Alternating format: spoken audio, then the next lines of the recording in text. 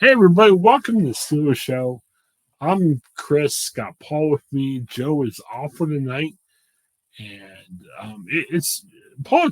It's awesome to hear that there's other Steelers fans out there. I know, you know, Steelers fans travel all over the place, and it's cool that when we have a cool guest like Matt Hammett, formerly of Sanctus Real and a Low Cloud fan, he's a Steelers fan too. So it's great. The Steelers fans are all over the place, and we're all excited. The Steelers are what are they now?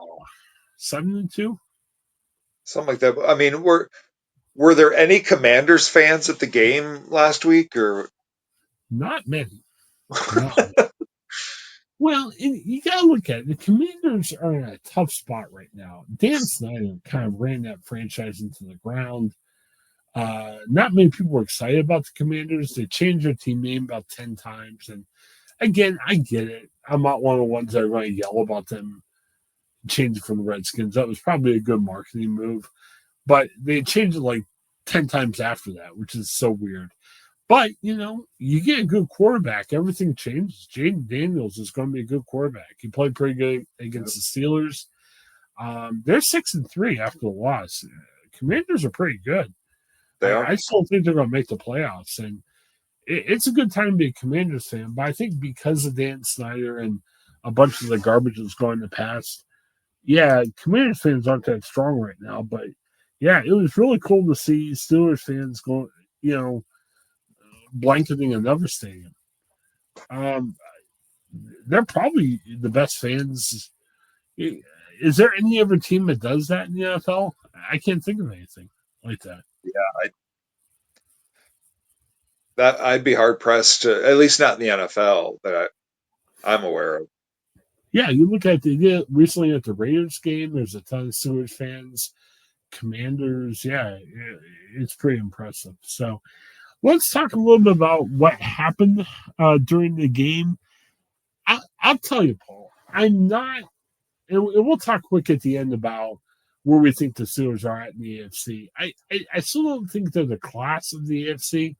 But one thing that really impressed me about this game on Sunday, and I'll underline it 10 different times, when I watch championship teams play, they don't always dominate everybody. But one thing I've seen on teams that are at least championship contenders is they win games where you're watching the game going, okay, they lost, they're not going to win, but they come out and steal a win from the jaws of defeat at the end.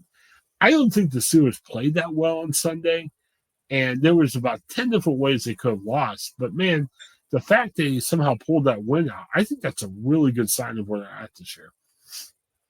And against a good team. It wasn't Yeah. like this was the Giants that we were clawing with.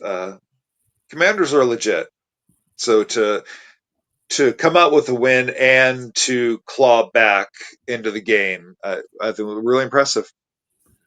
Commanders are a little bit banged up, but they still have a good team. But man, there was like three things they screwed up a punt where they made the right call.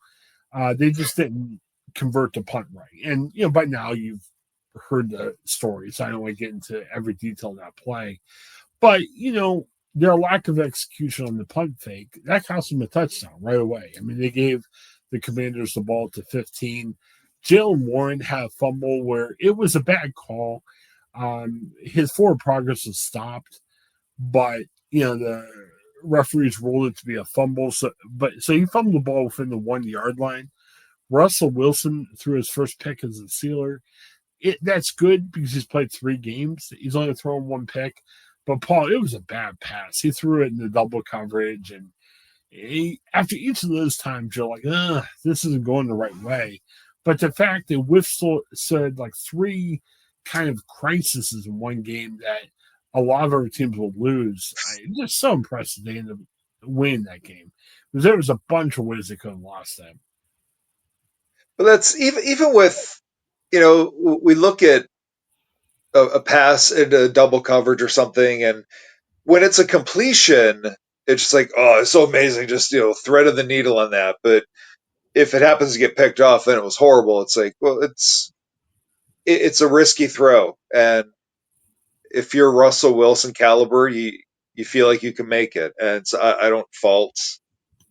I'm not feeling like the pass shouldn't have been thrown. It's just it happens.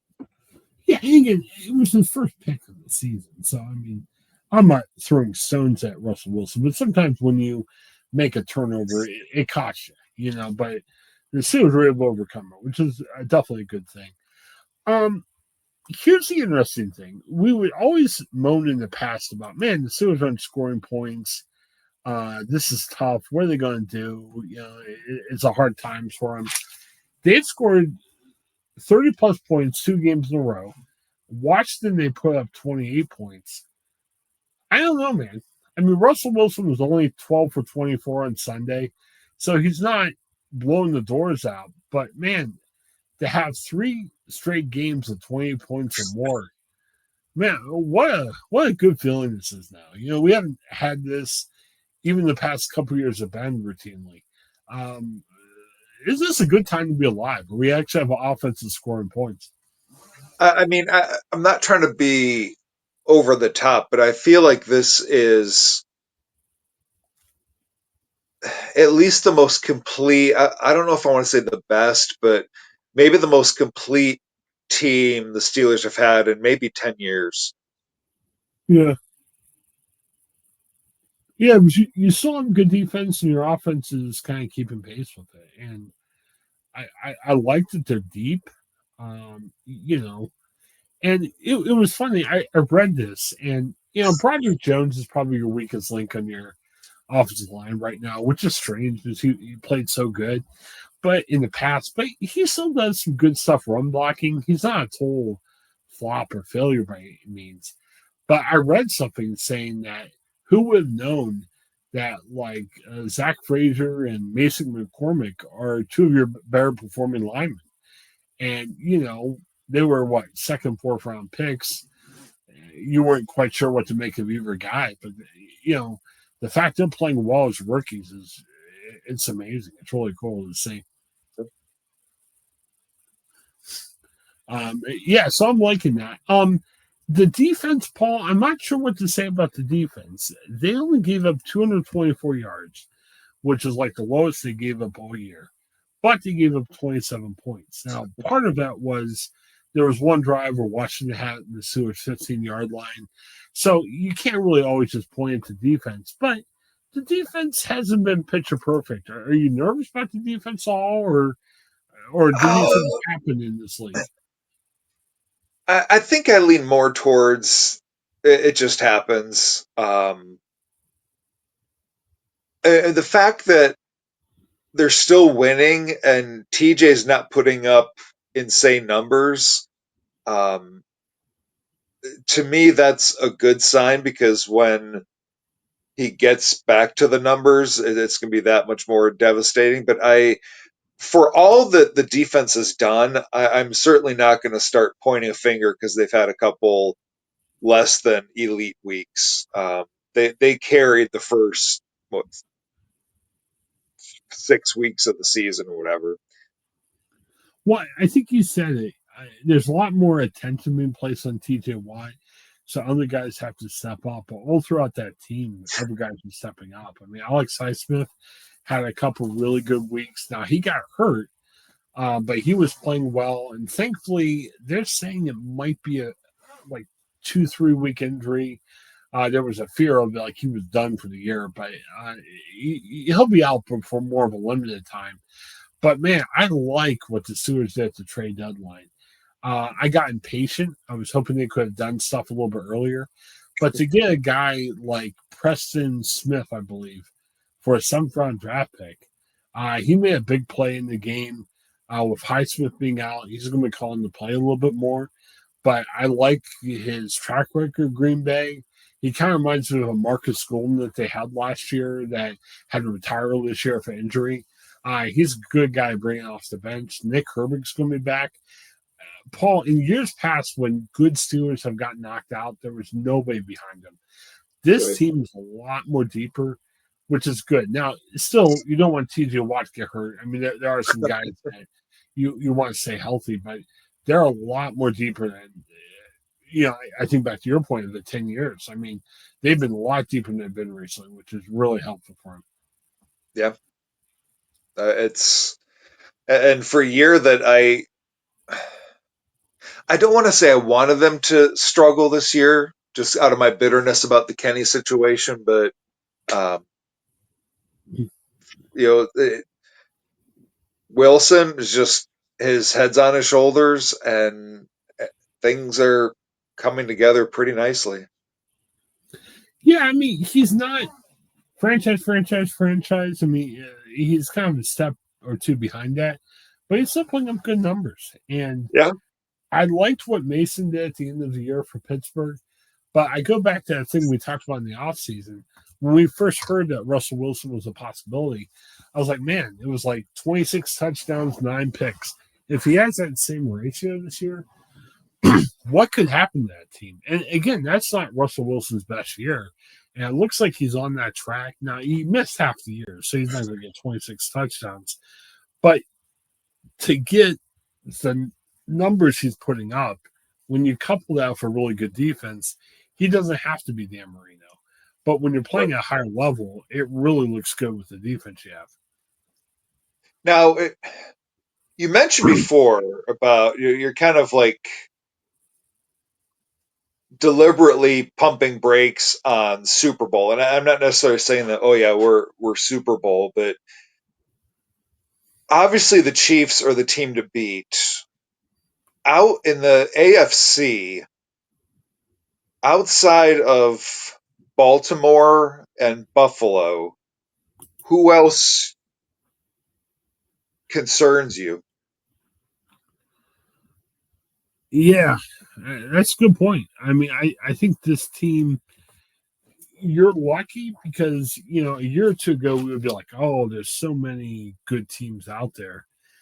AFC's down a little bit this year, which definitely helps the Steelers with what they're doing. I think the argument you can make for the Chiefs is kind of like the same argument that you can make from what the Steelers did against Washington. Kansas City has not looked dominant at all, but Kansas City is finding a way of winning these close games when they don't look dominant. And Paul, I wonder, Pat Mahomes really hasn't had that great of a year. Um, I bet if you compared Russell Wilson and like Justin Fields' numbers combined, they probably match up pretty favorably to Mahomes. But Kansas City's got just a weird way of finding ways to win at the end. And if their offense starts clicking, they may be really hard to beat. So I don't think Kansas City is unbeatable, but I think they've got a good, what do you call it? Just a good, they know how to win. I like the fact that in the past, Kansas City just threw it all over the place. Kansas City's winning games the running. Isaac Pacheco has been a really good running back for him. He's missed a lot of time this year, so they went back to the fountain of youth. Kareem Hunt, they brought him back, and he's looking good for him too. So I kind of look at it as, even though Kansas City's not as sexy as they were when like Tyreek Hill was doing all these long passes, they may even be a better team now because they have a good running game. They have a good defense. It's really helping them out. So I, Kansas I City, I'm convinced Kansas City is they're the Cavs with LeBron James. They're like yeah, wake us up when there's 5 minutes left in the game, and then wake us up when the playoffs start. I think they know how to win, and so they're just kind of sleepwalking through the season. yeah, and They'll they're wake up they're when the 9-0 playoffs when start. they're sleepwalking. There's other teams that if you're sleepwalking, you're like 500. And you're like, all right, when we catch fire, we'll be good enough to make the playoffs. They're sleepwalking. They're 9-0. I mean, could you imagine? And I don't expect Mahomes to start throwing 8 touchdowns a game, but man, if Mahomes starts playing 10-15% better, how hard are they going to be to beat? The Yeah, other team that kind of, I'm not sold on as being a really impressive team, but they're finding ways to win too, is Buffalo. They've got a better running game than they've had in the past. Like James Cook's pretty good. Josh Allen, they've kind of cut the turnovers down. They're not turning the ball over as much as they've had in the past. And their defense is pesky good. I would say, though, that I think Buffalo and the Steelers have a similar record. I think Buffalo's won one more game than they have. I really think, I said this last year and I was proven wrong, but I think that game in the playoffs, if Pittsburgh hosts that game, I think they beat Buffalo. Buffalo's a good team, but they're not unbeatable. I'll put it like that.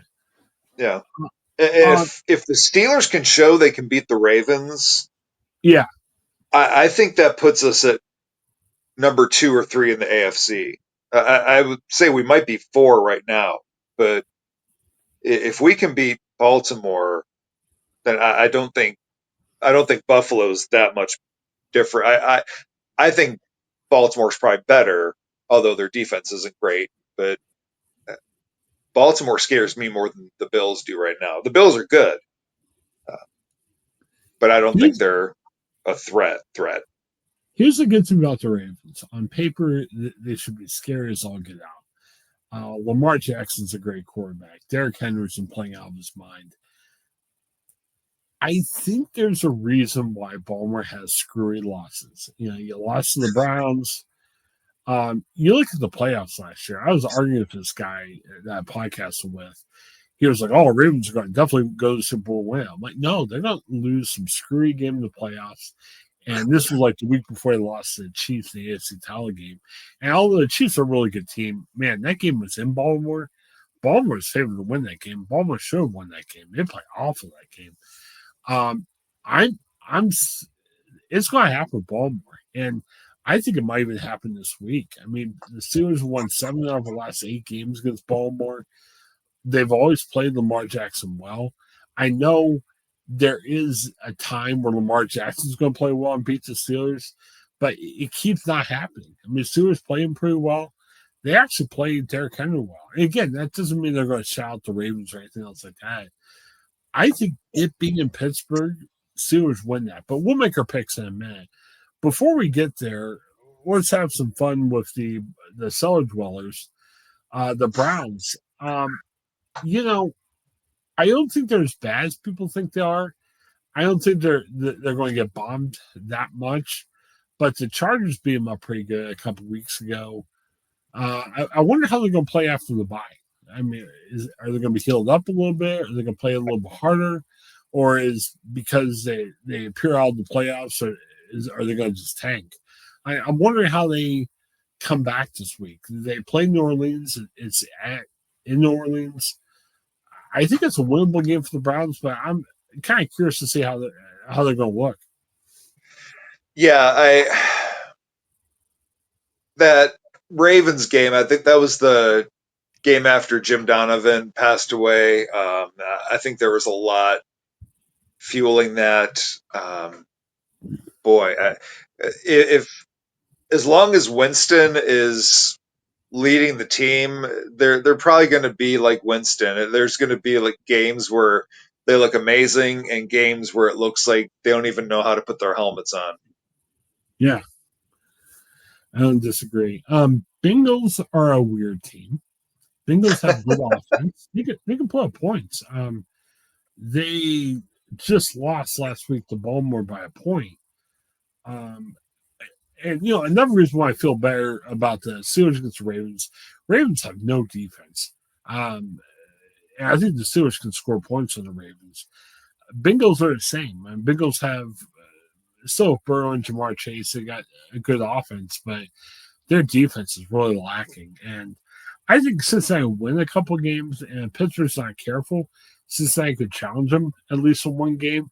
But again, with that defense, they're not going to win that much until the end of the Well, year. I forget who said it, but I heard somebody say this week that Cincinnati could score 129 points a game. The defense will allow 130. Yeah. They still got Trey Hendrickson, who's a good defense lineman, but man, some of their linebackers are getting old. Their secondary is getting old. Mike Hilton, the former Steeler, he hasn't looked as good this year as in previous years. So you just don't have the talent or the horses. It's tough. All right, a couple things we're going to try to do real quick here. Picks for the Steelers and the Ravens. I kind of previewed this a little bit. Ravens is going to be a test. It's going to be a good game. I'm looking forward to seeing the game. I say Steelers by 3 because it's in Pittsburgh. I think Baltimore could get by the Steelers later in the year. But I think this is a winnable game because it's at Pittsburgh. I'd say Steelers by a field goal. What do you think? Yes, I am nervous because we traditionally play Jackson really well, but that's, I think, in large part because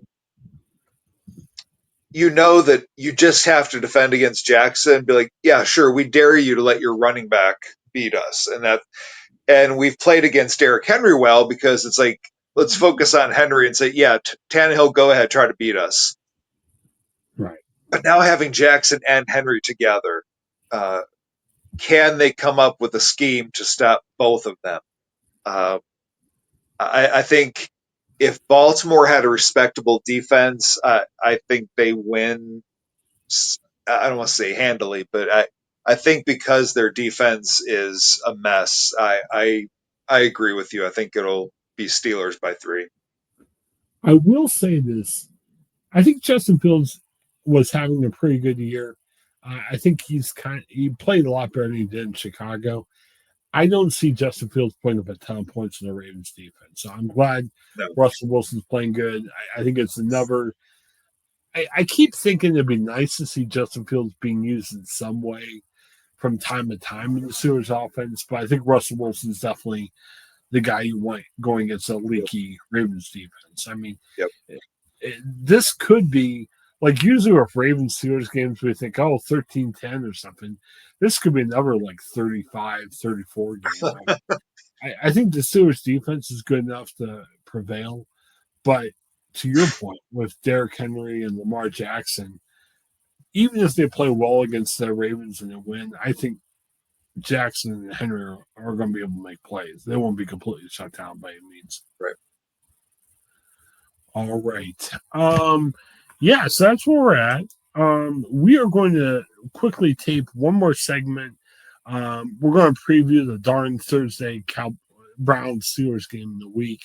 But for now, give us a like and subscribe. For Paul, this is Chris. Thanks for checking us out. Have a good day.